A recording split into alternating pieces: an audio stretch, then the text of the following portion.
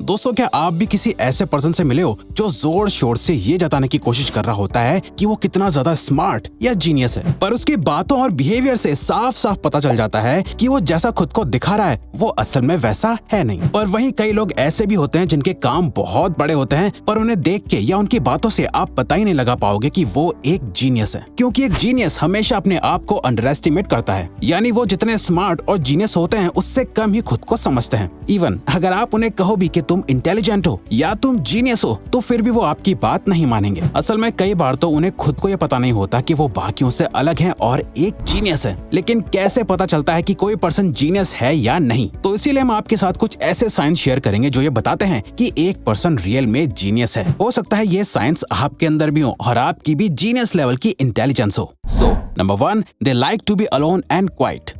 Actually जो लोग अक्सर दूसरे लोगों से ज्यादा मिलना पसंद नहीं करते, लोगों से ज्यादा बात नहीं करते, उन्हें अकेले रहना ज्यादा पसंद होता है। तो ऐसे लोगों को बाकी लोग सीधा, शर्मीला, बेवकूफ, इंट्रोवर्ट, रूड या फिर एटीट्यूड वाला पर्सन समझने लगते हैं। जबकि Albert Einstein, Bill Gates, Larry page, Warren Buffett, Isaac Newton और इलॉन मस्क जैसे कई जीनियसेस में एक बात कॉमन देखी गई है कि ये सभी अकेले रहना और दूसरों से ज्यादा बात ना करना पसंद करते हैं। इवन एक स्टडी के अकॉर्डिंग जिन लोगों को दूसरों से बात करने में कोई इंटरेस्ट नहीं होता, ना ही उन्हें लोगों से मिलना, उनके साथ घूमना ज्यादा पसंद नहीं होता, उन लोगों का दिमाग दूसरे लोगों के मुकाबले ज्यादा तेज और फोकस्ड रहता है। अगर आप एक जीनियस पर्सन हो तो आपको अकेले रहना बहुत ज्यादा पसंद होगा। ये एक सबसे बड़ा साइन है जो एक जीनियस को एक एवरेज पर्सन से अलग बनाता है, क्योंकि कई बार लोग अकेले पढ़ने पर बहुत अनकंफर्टेबल हो जाते हैं। उन्हें हमेशा कोई ना कोई अपने साथ चाहिए होता है जिससे वो बात कर सके या अपना टाइम पास कर सके, तो वो अपना टाइम किसी और चीज में लगाना शुरू कर देते हैं। वहीं जीनियस लोगों का फेवरेट टाइम ही वही होता है जब वो अकेले होते हैं, जहाँ वो खुद के साथ टाइम स्पेंड करना पसंद करते हैं,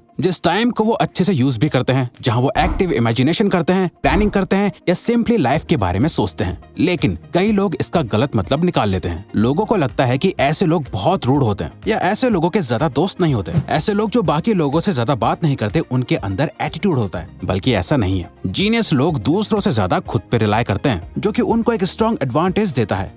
दे take cautious and calculated risk. दोस्तों, हमारे फेवरेट क्रिकेटर MS धोनी की एक बात हमें हमेशा याद रहती है, जो उन्होंने अपने एक इंटरव्यू में कही थी कि लाइफ में रिस्क लेना जरूरी होता है, लेकिन सिर्फ रिस्क लेने के लिए यूं ही कोई भी रिस्क नहीं लेना चाहिए, बल्कि आपको हमेशा प्रैक्टिकली कैलकुलेटेड रिस्क लेना चाहिए।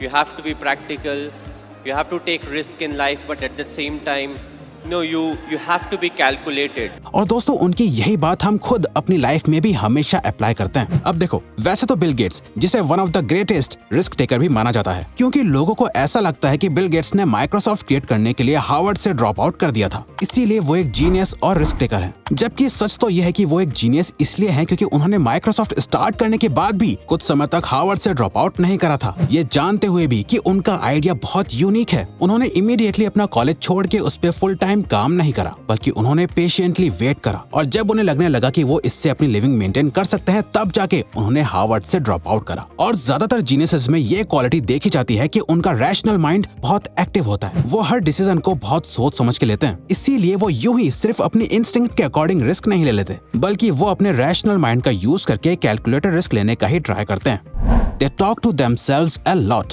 काफी रिसर्चेस के बाद देखा गया है कि जीनियस लोग सबसे ज्यादा खुद से बात करते हैं, क्योंकि एक सीरीज ऑफ एक्सपेरिमेंट्स में US based psychologists Daniel Swingley and Gary Lupyan ने देखा कि सेल्फ टॉक से 3 मेजर कॉग्निटिव बेनिफिट्स होते हैं। फर्स्ट बेनिफिट है कि उससे मेमोरी बहुत अच्छी हो जाती है, वो पर्सन ज्यादा चीजें याद रखने लगता है, और साथ ही इससे वो रेजर शार्प फोकस डेवलप करने लगता है। कई बार आपने भी नोटिस करा होगा कि आप खुद से बात करने में इतना बिजी हो जाते हो कि आप आसपास की चीजों से डिस्ट्रैक्ट ही नहीं होते। आप उस एक मोमेंट में थम से जाते हो, आपके आसपास क्या चल रहा होता है उससे आप कट होके सिर्फ उस एक थॉट में डूब जाते हो, जिससे आपको उस एक थॉट पर पूरा फोकस करके क्लैरिटी मिलती है। और यही सेम प्रोसेस अगर हम हर रोज बार बार करते रहते हैं तो हम अपने एनवायरनमेंट और किसी भी चीज से डिस्ट्रैक्ट नहीं होते। हमारा फोकस और क्लैरिटी हमारी लाइफ के, खुद के और हर चीज के प्रति बढ़ता रहता है। सो अगर आप भी खुद को अक्सर अपने आप से बात करते हुए पाते हो और आपका ज्यादातर टाइम अपने ही दिमाग में खुद से बात करते हुए बीतता है, तो इसके बहुत हाई चांसेस हैं कि आपकी जीनियस लेवल की इंटेलिजेंस है। Quantity over quality.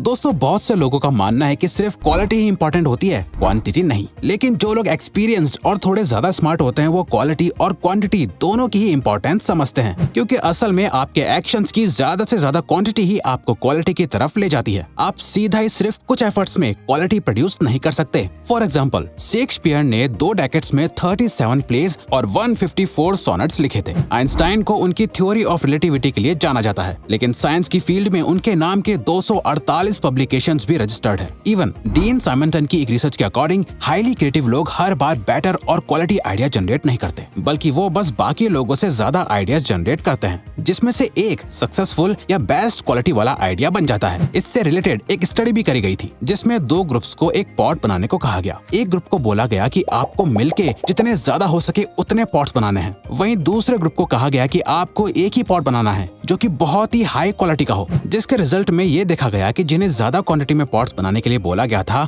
उसमें कुछ पॉट्स की क्वालिटी उन पॉट्स से बहुत ज्यादा अच्छी थी जिन्हें सिर्फ एक ही हाई क्वालिटी पॉट बनाने को कहा गया था। तो इन शॉर्ट, जीनियस लोग बेस्ट क्वालिटी या बेस्ट आइडियाज का वेट नहीं करते, बल्कि वो अपने आइडियाज, एफर्ट्स और एक्शंस की क्वांटिटी ज्यादा रखते हैं, जिसमें से उनका कोई एक आइडिया बेस्ट क्वालिटी लाके सक्सेसफुल हो जाता है। रिमेंबर, क्वालिटी लाने के लिए पहले क्वांटिटी जरूरी है। दे ओवरथिंक अ लॉट। दोस्तों जीनियस लोगों का माइंड बहुत ही ज्यादा तेज काम करता है, जो आसानी से रिलैक्स नहीं कर पाता, हमेशा किसी प्रॉब्लम या सोल्यूशन में उलझा ही रहता है। इसी वजह से उनमें ओवरथिंकिंग, एंजाइटी और स्ट्रेस के साइंस भी देखे जाते हैं। और इसी ओवरथिंकिंग और स्ट्रेस के कारण उनमें बैठे बैठे पैर हिलाने, देर रात तक जागने या नाखून चबाने जैसी कई डिफरेंट आदतें देखी गई हैं। Even journal of behaviour therapy and experimental psychiatry में पब्लिश्ड हुई एक रिसर्च में 1 साल तक कुछ पार्टिसिपेंट्स को ट्रैक करा गया और पता चला कि जिन लोगों को नाखून चबाने की आदत थी, उनका IQ लेवल बाकी लोगों से ज्यादा देखा गया था। ऐसी ही कई वियर्ड हैबिट्स जीनियस लोगों के अंदर होती हैं। ऐसा इसलिए होता है क्योंकि जब इंसान ज्यादा सोच में पड़ जाता है तो कई लोगों में नेल बाइटिंग जैसी कई वियर्ड हैबिट्स इनवॉलंटरी एक्शन बन जाती हैं, जो उनके लिए स्ट्रेस बस्टर की तरह भी काम करती हैं। क्योंकि कई बार जीनियस इंटेलिजेंस वाले लोग चीजों के बारे में इतना डीप लेवल पर सोचते हैं या ओवरथिंक करते हैं कि जिससे फिर उनमें स्ट्रेस और एंजाइटी के सिम्टम्स बिल्ड हो जाते हैं। They procrastinate for their own benefit.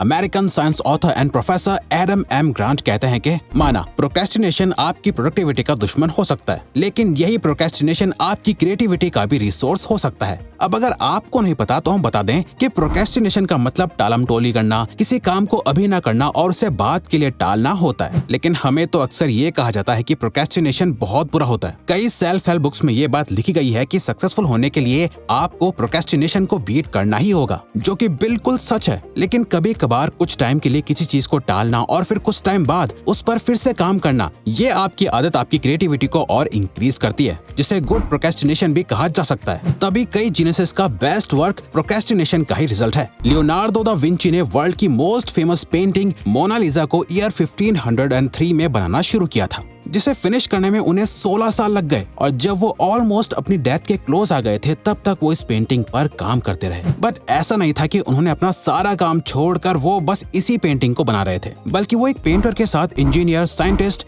Theorist, sculpture और आर्किटेक्ट भी थे। और कई हिस्टोरियंस ने ये कंफर्म करा है कि वो इस पेंटिंग पे ऑन एंड ऑफ काम कर रहे थे। इवन लियोनार्डो दा विंची को इस वर्ल्ड के कुछ सबसे बड़े जीनियस और प्रोक्रेस्टिनेटर्स में भी गिना जाता है। They usually have higher self control. दोस्तों आपने अभी तक जान लिया होगा कि जीनियस इंटेलिजेंस वाले लोगों के अंदर कुछ अच्छी आदत भी होती है और कुछ बुरी भी, लेकिन उन्हीं आदतों में से उनकी एक अच्छी आदत ये भी होती है कि वो अपने सभी आदतों को अपने हाई सेल्फ कंट्रोल की वजह से कंट्रोल भी कर लेते हैं। सेल्फ कंट्रोल इंटेलिजेंस का एक बहुत इंपॉर्टेंट साइन है, और अगर आपका अपने ऊपर बहुत हाई सेल्फ कंट्रोल है तो आप एक जीनियस पर्सन हो, क्योंकि आप अच्छी तरह से सेल्फ अवेयर ही नहीं हो कि आपके लिए क्या सही है और क्या गलत, बल्कि उसे कंट्रोल भी कर सकते हो। 2009 की येल स्टडी में पार्टिसिपेंट्स को एक IQ टेस्ट करने को दिया और उन्हें ऑप्शन दिया कि इस IQ टेस्ट के बदले उन्हें रिवॉर्ड मनी दी जाएगी, पर उनके पास ऑप्शन था कि वो IQ टेस्ट देने के बाद इमीडिएटली ये रिवॉर्ड ले सकते थे या फिर वेट करके बाद में ले सकते थे। जिन लोगों ने अपने रिवॉर्ड्स के लिए वेट करा, उन लोगों के IQ टेस्ट में बाकियों से हाई स्कोर्स थे, जिससे एक्सपर्ट्स ने ये कंक्लूड करा कि जो लोग इम्पल्सिव डिसीजंस को रेजिस्ट यानी कंट्रोल करते हैं और खुद के इमोशंस और एक्शंस पर अच्छे से कंट्रोल रखते हैं, वो लोग ज्यादा इंटेलिजेंट और जीनियस होते हैं। तो अगर आपको ये वीडियो अच्छी लगी तो वीडियो को लाइक और सब्सक्राइब करके चैनल को सपोर्ट करो और बेल नोटिफिकेशन ऑन कर लीजिएगा ताकि आप आने वाली वीडियोस मिस ना कर पाओ। Thank you for watching.